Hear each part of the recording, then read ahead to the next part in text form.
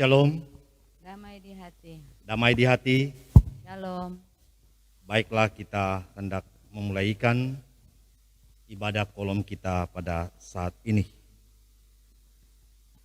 Kita habiskan ibadah kita saat ini.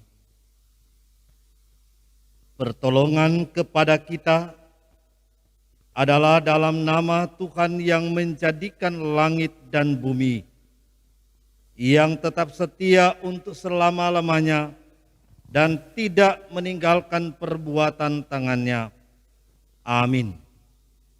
Kasih karunia dan damai sejahtera dari Allah Bapa kita dan dari Tuhan Yesus Kristus menyertai saudara-saudara.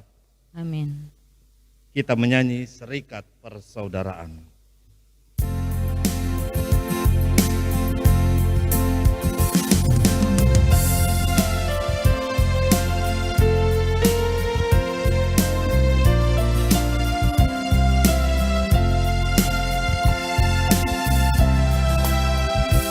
Serikat persaudaraan, berdirilah teguh, sempurnakan persatuan di dalam Tuhanmu.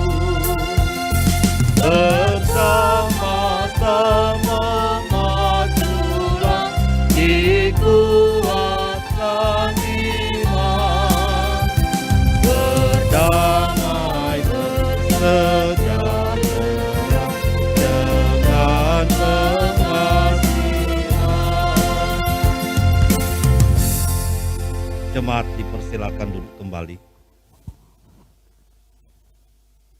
Dalam hidup dan kerja kita di dunia ini, kita sering larut dalam pikiran dan perilaku kegelapan yang mengakibatkan kita melakukan hal-hal yang tidak dikehendaki Tuhan.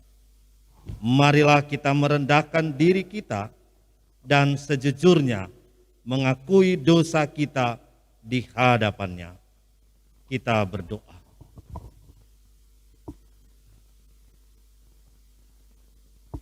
Tuhan, inilah kami, orang-orang yang lemah, tak berdaya, dan berdosa. Kami sadar itu, Tuhan. Ketika kami ada di hadapan-Mu saat ini, dalam persekutuan ibadat kolom bersama, dengan segala keberadaan dan ketulusan hati kami mau mengakuinya, bahwa kami ini kadangkala terhanyut oleh berbagai keinginan daging manusia. Kami melakukan apa yang jahat di mata Tuhan. Kami tidak mengasihi Tuhan dengan segenap hati, pikiran dan perasaan seantero kehidupan kami. Bahkan kalau ada, sering mendua hati, sehingga tak jarang kami dapati dan kami jumpai bahwa ada begitu banyak kegagalan, kesulitan dan persoalan yang kami hadapi, baik secara pribadi, keluarga, dan selaku jemaat Tuhan. Karena itu Bapa, bermohon kami, berbelas kasihanlah kepada kami, mengampuni kesalahan, pelanggaran, dan dosa yang telah kami lakukan di hadapan Tuhan dan sesama. Baik kami sebagai anak-anak, remaja, pemuda, orang tua, dan orang tua lansia, dalam berbagai profesi kehidupan kami.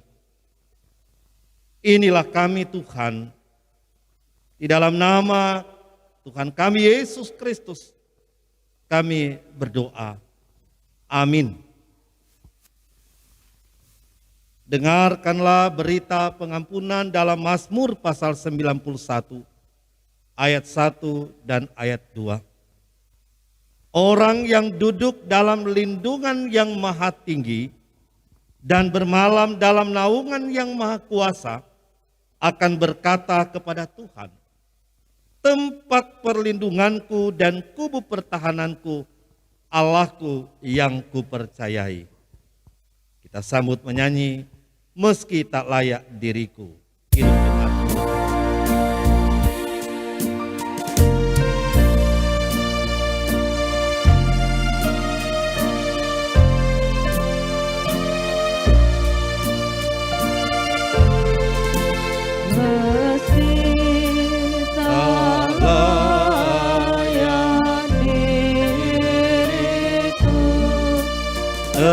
Tetapi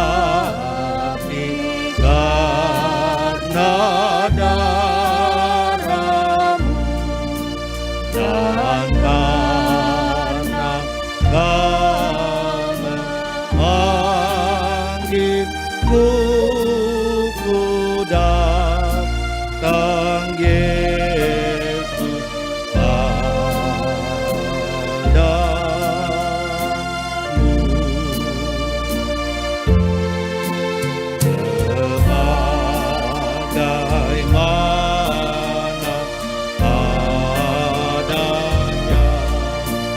jiwa sungguh berkelah, darah-Mu telah membasuhnya, ku datang Tuhan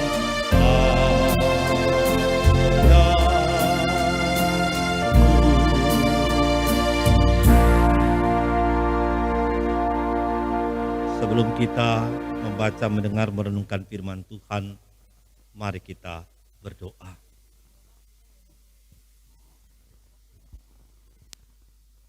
Kami rindu untuk mendengarkan firman-Mu yang adalah kebenaran dan hidup. Kami lapar dan haus akan kebenaran firman-Mu ini, Tuhan. Karena kami manusia yang adalah ciptaan-Mu, yang kadangkala mengalami berbagai keadaan dan peristiwa hidup, yang kadangkala membuat kami lemah dan tak berdaya. Karena itu, Engkau kuatkan dan teguhkan iman kami melalui kebenaran firman-Mu.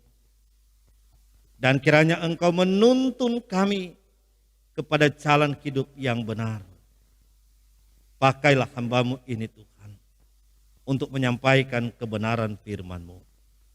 Dalam nama Tuhan kami Yesus Kristus kami berdoa. Amin.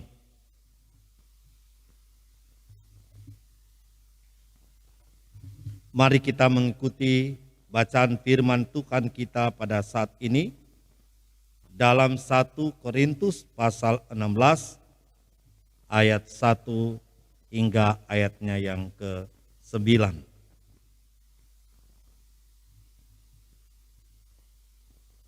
Tentang pengumpulan uang bagi orang-orang kudus, hendaklah kamu berbuat sesuai dengan petunjuk-petunjuk yang kuberikan kepada jemaat-jemaat di Galatia.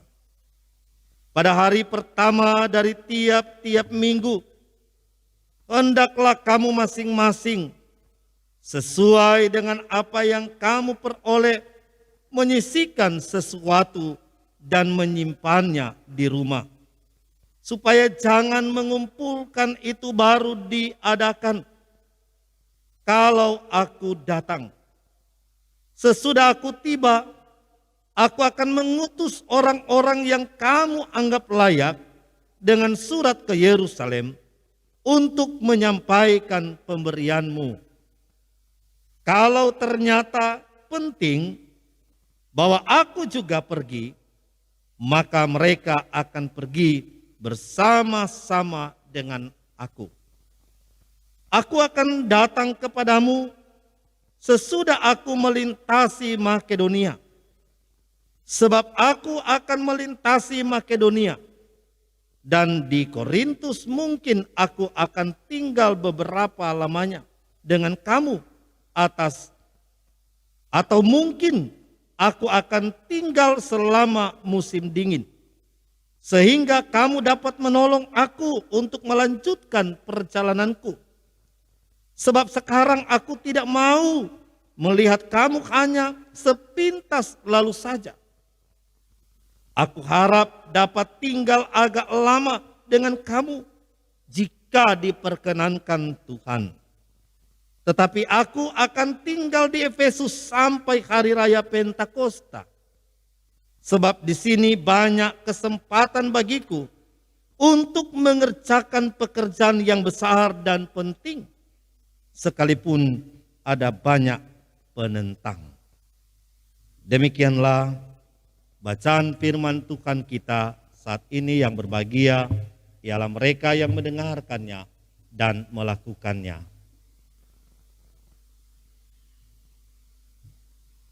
Saudara-saudara jemaat Tuhan, bacaan kita pada saat ini mau menyampaikan bagaimana Rasul Paulus mengatur dan menata kepelayanan dalam memberitakan Injil Yesus Kristus yang diantaranya adalah mengumpulkan persembahan atau derma untuk menolong dan menopang mereka yang sedang menderita dan miskin di Yerusalem. Dan dari bacaan firman Tuhan kita saat ini kita melihat Rasul Paulus memberikan petunjuk yang sangat jelas tentang cara mengumpulkan persembahan untuk menolong jemaat lain. Yaitu kita melihat ada pemberitahuan kepada jemaat melalui surat yang dikirimkan Rasul kepada jemaat di Korintus. Dan kemudian saudara-saudara, waktu yang ditentukan untuk mengumpulkan adalah tiap-tiap minggu. Dan harus sudah dipersiapkan dengan telah menyisihkan dan menyimpannya di rumah. Bukan istilah tiba akal. Artinya kurang DP waktu dan secara buru-buru memberikannya. Kemudian pun kita melihat siapa yang bertanggung jawab untuk mengumpulkannya.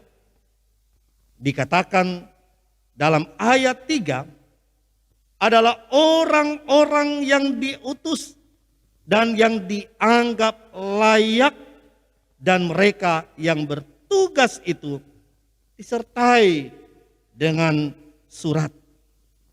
Dan kemudian pun Rasul Paulus mengatur bahwa pemberian bantuan itu adalah masing-masing sesuai dengan apa yang kamu peroleh. Dan bantuan itu sangat jelas dialamatkan kepada orang-orang kudus yang sedang menderita dan miskin di Yerusalem.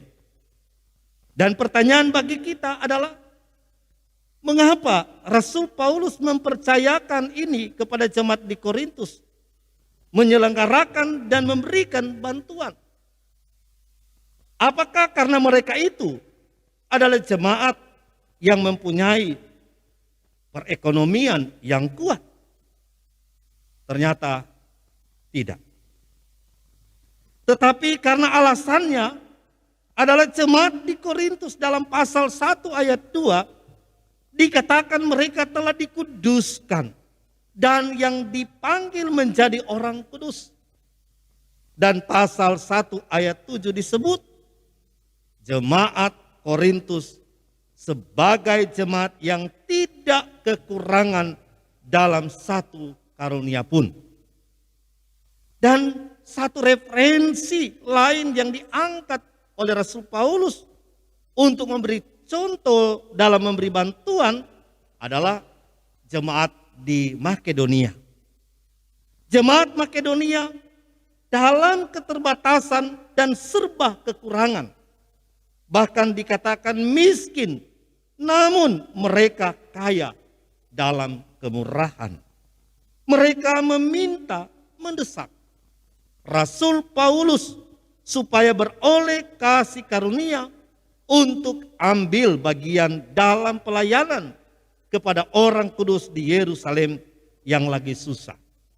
Dalam 2 Korintus 8 ayat 4. Dan dorongan yang sangat luar biasa pun adalah ketika Rasul Paulus turun secara langsung di jemaat untuk saling menopang satu sama lainnya sebagai bentuk kesaksian yang hidup dan benar.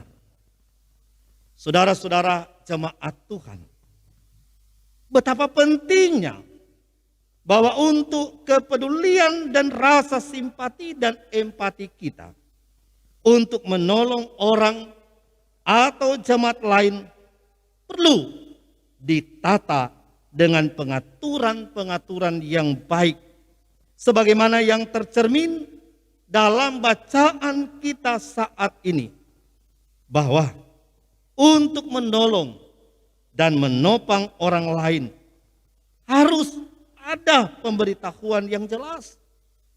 Ada waktu yang ditentukan. Dalam bentuk apa yang harus kita berikan itu sudah disisihkan dan bukan mensisakan. Siapa yang bertanggung jawab dalam pelaksanaannya dan kepada siapa yang menjadi alamat bantuan atau persembahan tersebut. Saudara-saudara jemaat Tuhan, apa yang dikatakan oleh Rasul Paulus ini memang menjadi satu edukasi atau pendidikan bagi kita gereja Tuhan pada masa sekarang ini. Ketika secara pribadi atau keluarga atau jemaat kita dimintakan untuk saling menolong dan menopang untuk meringankan beban orang lain. Proses dan mekanisme ini memang kelihatan sangatlah teoritis sekali. Tetapi itulah yang sesungguhnya yang dikehendaki oleh Tuhan. 1 Korintus pasal 14 ayat 33 mengatakan, sebab Allah tidak menghendaki kekacauan, tetapi damai sejahtera. Bagi Rasul Paulus, memberikan bantuan itu adalah panggilan bagi semua orang percaya kepada Tuhan Yesus Kristus. Dan itu merupakan manifestasi pemberitaan Injil yang nyata. Dan oleh karena itu, siapapun kita, selaku jemaat yang dikuduskan oleh darah Kristus, dapat melakukannya dengan sukacita. Di sana sini, kita mendengar dan melihat dengan begitu gencarnya atau kelompok tertentu memberi bantuan di keadaan pandemi COVID-19 ini. Tapi tanpa arah dan tujuan yang jelas dan sepintas lalu saja sehingga mubazir adanya. Tetapi kita selaku gereja Tuhan, kita melakukannya secara baik, terorganisir, efisien, efektif, dan tepat sasaran, tidak mubazir dan nama Tuhan dimuliakan. Amin. Marilah saat ini kita membawa persembahan kita ke meja persembahan. Sambil kita memberikan, kita menyanyi sudahkah yang terbaik kuberikan.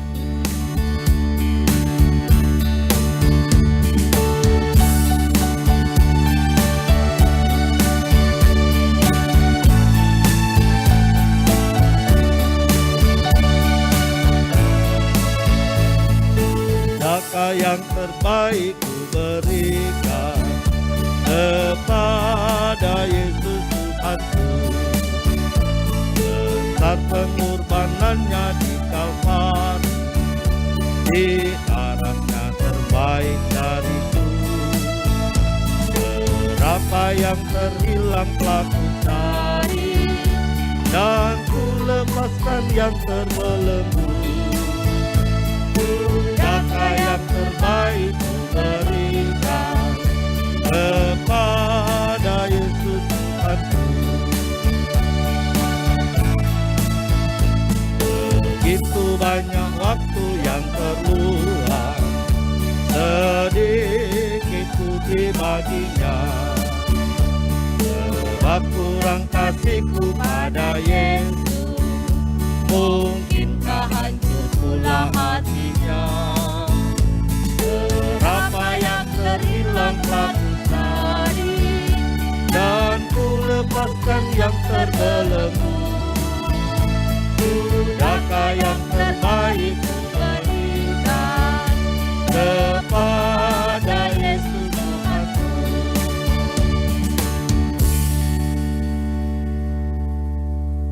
Mari kita berdoa.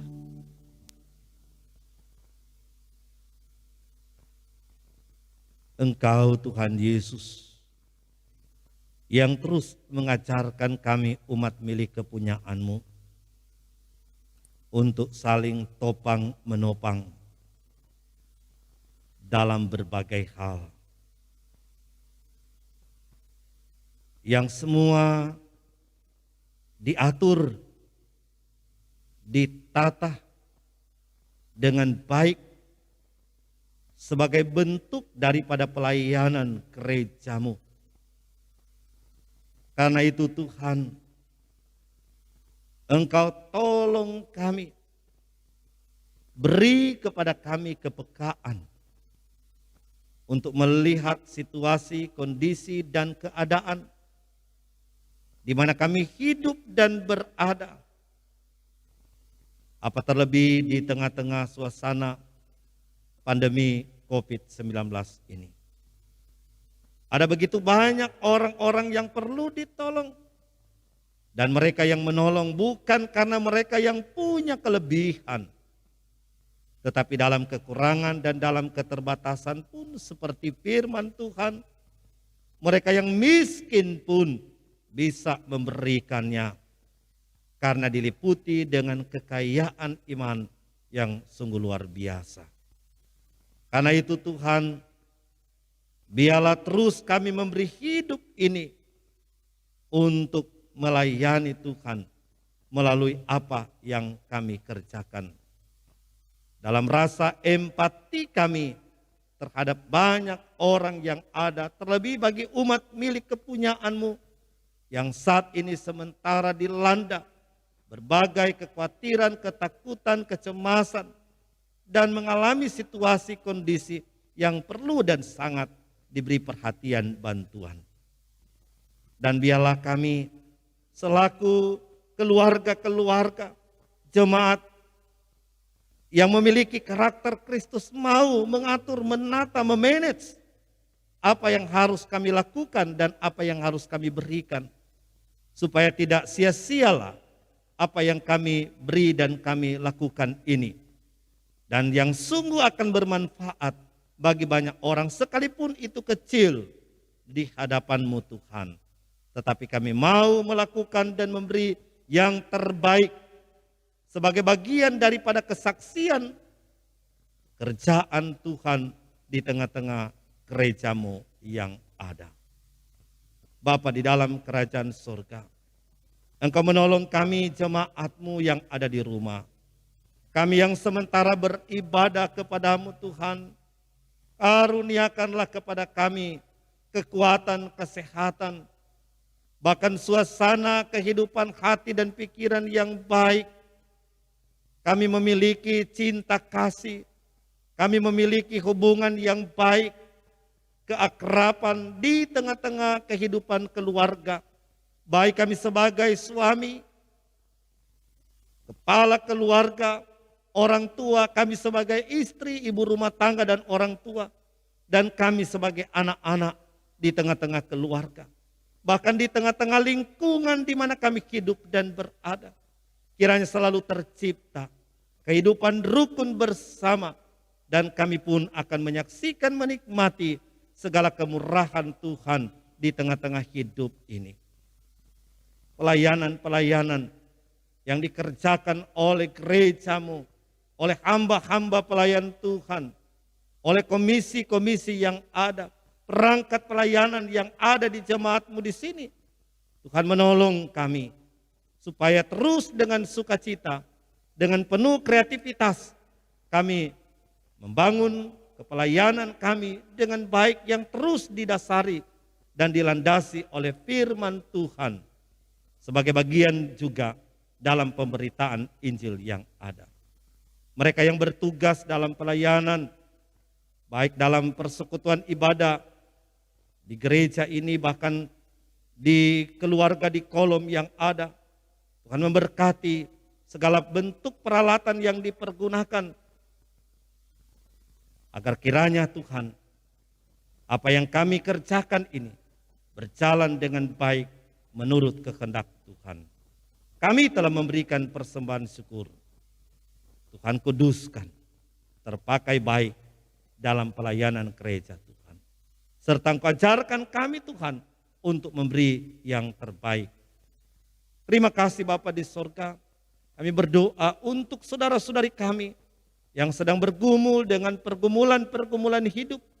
Mereka yang dalam keadaan sakit di rumah sakit ataupun di rumah mereka masing-masing. Mereka yang punya persoalan dalam kehidupan keluarga, masalah ekonomi, masalah relasi, masalah pendidikan, masalah pergaulan anak-anak kami. Tuhan menolong kami sekalian yang ada. Kiranya Roh Kudus-Mu akan menuntun kami kepada jalan hidup yang benar supaya kami tidak tersesat. Tetapi kami mampu melewati dan menembus segala persoalan tantangan dalam kemurahan-Mu ya Tuhan. Terima kasih Bapa di sorga. Inilah doa permohonan kami. Kami bawa dan alaskan hanya di dalam nama Tuhan Yesus Kristus yang telah mengajar kami berdoa bersama. Bapa kami dalam surga, dikuduskanlah nama-Mu. Datanglah kerajaan-Mu. Jadilah kehendak-Mu di bumi seperti di surga. Berikanlah kami pada hari ini makanan kami yang secukupnya. Dan ampunilah segala kesalahan kami. Seperti kami sudah tahu mengampuni orang yang bersalah pada kami. Dan janganlah bawa kami ke dalam pencobaan. Tetapi lepaskanlah kami daripada yang jahat. Karena Engkau yang punya kerajaan, kuasa dan kemuliaan sampai selama-lamanya. Amin. Saya mengundang kita berdiri. Mari kita akan menutup ibadat ini dengan menyanyi Ku Mau Berjalan dengan Juru Selamatku.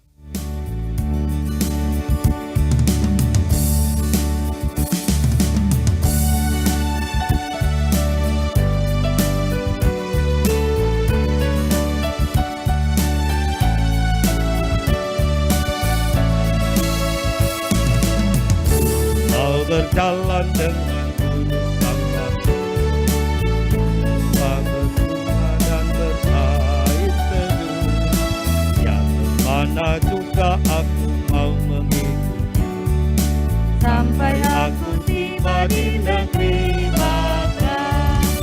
Ikuti Tuhan Yesus, tetap mendengar dan mengikutnya. Ikuti Tuhan Yesus, ya kemana juga ku mengikutnya. Terimalah berkat Tuhan. Kasih karunia Tuhan Yesus Kristus dan kasih Allah dan persekutuan Roh Kudus menyertai saudara sekalian.